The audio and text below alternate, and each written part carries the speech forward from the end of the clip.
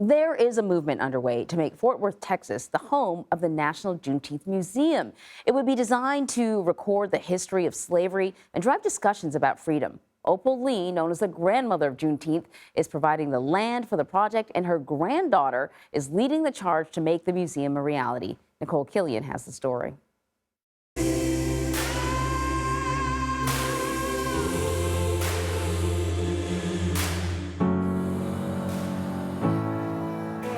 Fort Worth's historic South Side, once a vibrant mecca of Black culture, where tucked inside, the city's Juneteenth Museum has told the history of African Americans throughout Texas for the past 2 decades.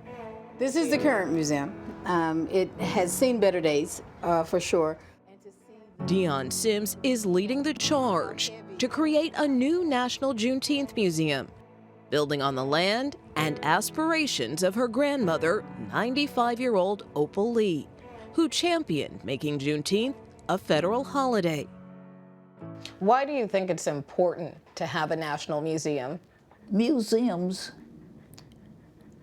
cultural things are needed in any society. And I just sort of think this one will be rare.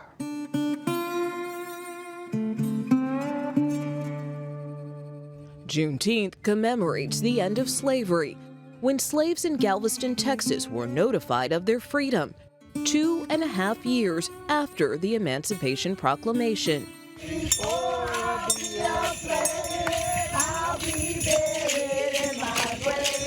While it has long been celebrated in the African American community, Sims says the museum will be a learning experience for all.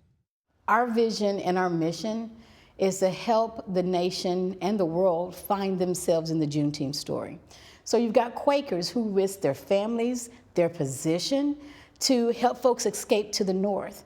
You had abolitionists, William Lloyd Garrison, Frederick Douglass, that worked together. There were a multitude of ethnicities that wanted to help free the enslaved. So we're trying to let everybody see that Juneteenth isn't just an African American story, it's a story about freedom.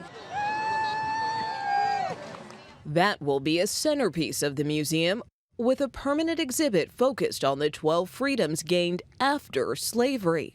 The freedom to own property instead of being property. The freedom to serve in the military. The freedom to dress the way you want to.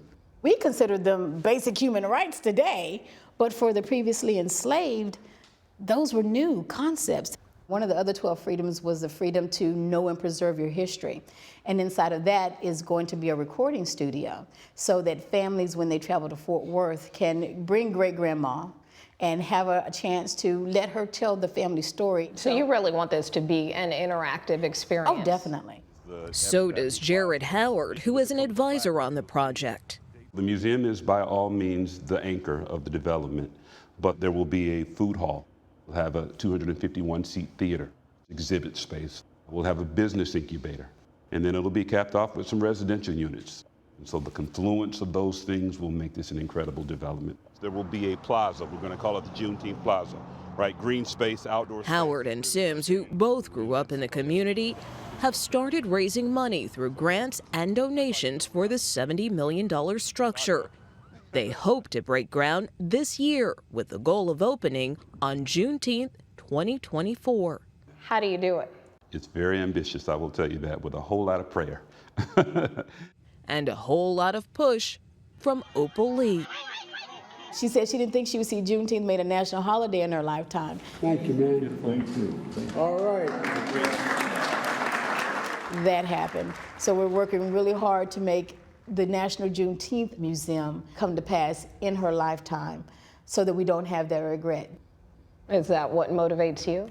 It is, and the fact that I think we want to see the nation come together, be educated, and learn.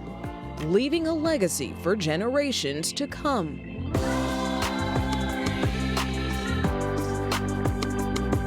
In Fort Worth, Texas, Nicole Killian, CBS News.